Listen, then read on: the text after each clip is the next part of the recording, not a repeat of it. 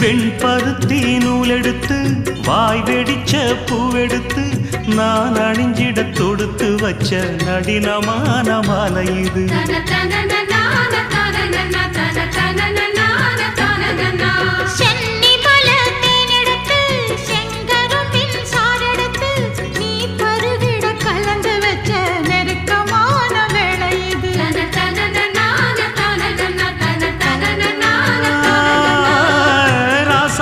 உடம்பிருக்கும் ரவிக்க துணி நானாக அன்னாடம் சூடி கொள்ள ஆசை வச்சாகாதா.